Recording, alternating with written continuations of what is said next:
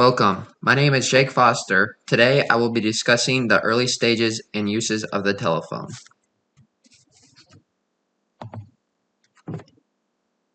Originally, most people felt that the telephone was a foolish invention. Why try to talk through a device that is difficult to understand the noises being transmitted when you can walk over to communicate in person, or write a telegram and understand each other and every word? Improving the devices over time led to faster, long-range, and clearer communication, and changed the people's outlook of the telephone. The first successful telephone call was made on March 10, 1876. Alexander Graham Bell was in a room with his assistant, Thomas Watson, in a different room next to him. Bell called and told Watson to come see him through this device.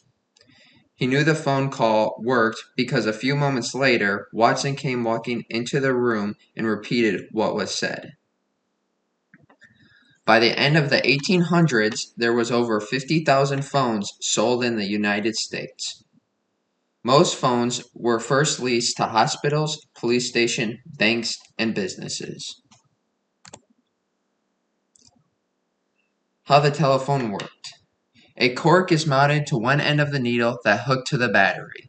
Just a cork, needle that went to the battery. As you can see, extended to the battery is a cup filled with sulfuric acid and a metal contact to make sound waves travel through it easier so the sounds could be understood. Cup.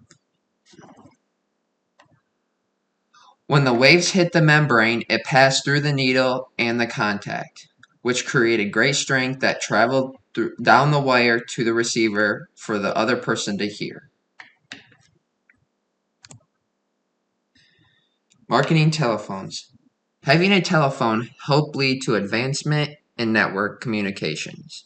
It allowed communication between central and local governments. It changed the way wars were fought and caused the Postal Service to lose business. The telephone hurt the Postal Service because it was much faster for someone to call a friend or family member rather than waiting days to communicate back and forth. Having a telephone was the quickest and most efficient way to communicate. When governments had questions or when meetings came along, they could call and talk to the actual government to ask the question instead of waiting for an in-person meeting. Alexander Graham Bell ended up becoming a monopoly when he bought out all of the rest of the phone companies and he started AT&T as his own business, which stands for American Telegraph and Telephone. He controlled all the prices of the phones.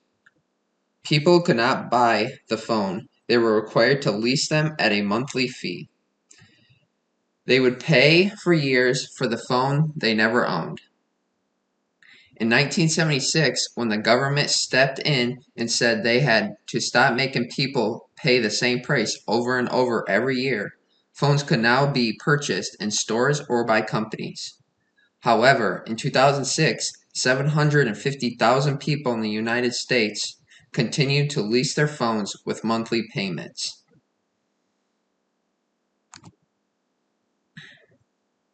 This graph shows the progression of the telephone. At first, it shows a small increase, but as soon as the 1900s hit, there were small changes in the use of telephones. At first, people thought there was no point in having a phone. That is why after 20 years into having the phone, people started to realize that it was actually very useful to have. Even one of our presidents, Rutherford Hayes, once said that an amazing invention, but who would ever want to use one of them? The world and Alexander Graham Bell proved him wrong because sales increased in a short amount of time as the word got out on how useful a telephone was in everyday life. Switchboard. Switchboards were the main control center that connected people to their jobs, their family, and friends. People would have to call the operator of the switchboard. She would pick up, then connect or plug in a wire to connect you to the person you're trying to reach.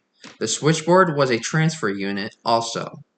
If you had to make a long-distance phone call, it would transfer you to another call center with more switchboards to connect you to the person that is a long ways away. Some connections could take several minutes. Party lines. The party line started in the 1920s. At first, some people thought it was a foolish device, considered it a worthless toy. With time, people began to notice and experience the possibilities of giving this device a chance. Most people originally thought, why not visit someone to talk with them, but realized it is easier and quicker to just pick up the receiver and make the contact.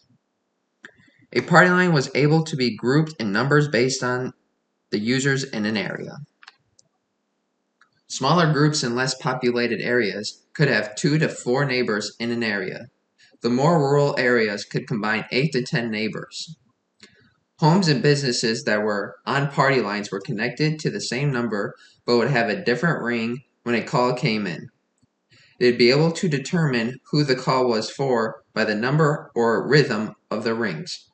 For example, if there were 4 different people on a party line, the first home could have a single ring with a long hesitation between the next ring. The second home could have 2 long rings and so forth on. This would allow neighbors to determine when to answer the phone. Some of the benefits of sharing the phone lines were the farmers were able to set a time and date to discuss issues and plan on improving farming techniques.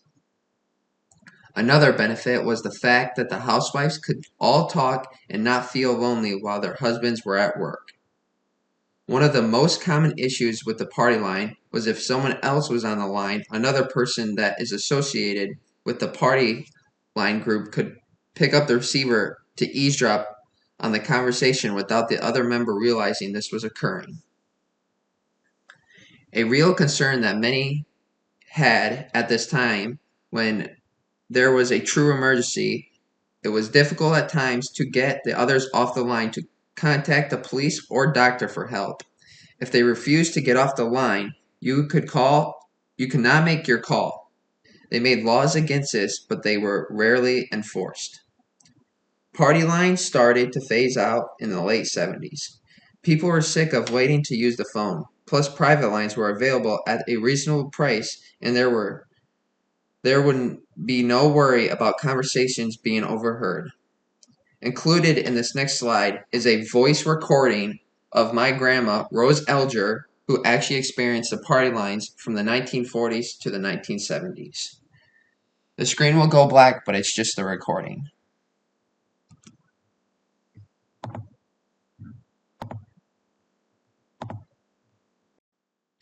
Shown here in this picture is my grandma, Rosie Elger, and I will start a recording of just her voice in a voice recording of her and her experience of having a party line.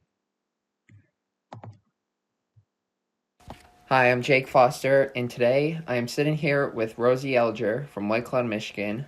Rosie grew up in this very small town and has remained in White Cloud for over 89 years. This information that has been recorded today will be used as part of a video for my history class. Hi, Rosie. I have a few questions regarding your memory of the telephone when you were in school in the 40s. Did you have a phone in your home? Yes, in the early 40s we did. Do you recall when you first used a telephone? And at that time, there wasn't phones out into the country all the time, so if my grandma and grandpas wanted to make phone calls, they had to come to our house to use the phone all the time. And when we were out by Big Rapids on 6 Mile Road, they were just the main Elm Street had the main line, and everybody after that didn't have phones till much later in the late 50s. So it was all party lines, and this one person that had a phone would take messages and deliver them by car to all the houses around. I can remember my first telephone bill, I think it was under $5. So we had, my first number was a 4-digit number, 2771. You had real operators when you wanted to make a long distance call. You dialed the 0, and then you asked if it was long distance, you had to say, long distance please, and she would transfer you to a center. Like probably for Michigan, it would have been Grand Rapids or Detroit, the long distance, and you tell them who you wanted to call, what city and what state, and that number. And it would take a couple of good minutes for them to relay that all around, and you would get that. And you were probably allowed around 3 minutes. Anything over 3 minutes really started to add up in cost. It could cost as much as 70 cents, which was a lot in those days. Did all your friends have a telephone? Now or then? Then. Then. Pretty much in town, anybody that lived in the country didn't have them yet. And then in town, we had party lines, as many as 3 on a party line, and you'd have 1 ring for one, and 2 rings for the second party, and 3 rings for the third party. And you could pick up that phone, and they'd be talking on that phone. You wouldn't know that at that time, so it was kind of hard. If you had an emergency, you could ask them to get off, that you had a call that you had to make, and most of the time they were pretty good about it. But kids would get on and talk forever like I did. That is all I have here for today. Thank you for your time, Rosie.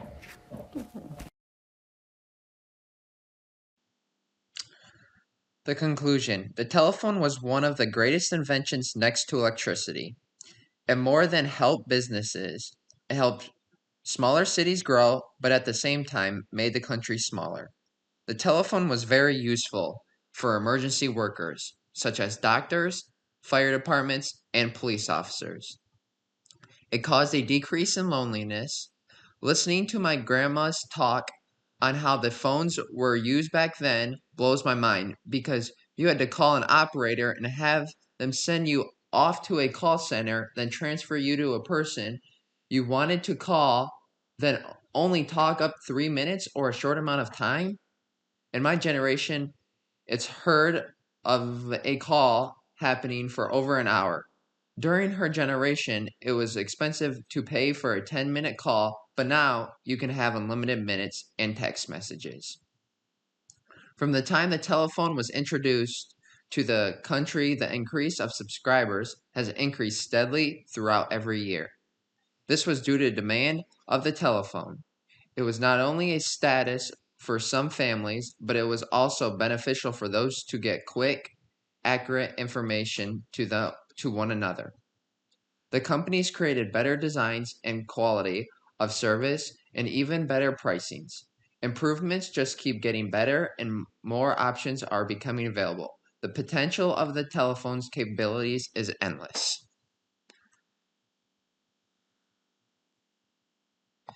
And here are my works cited pages. Thank you for your time and hope you have a great day.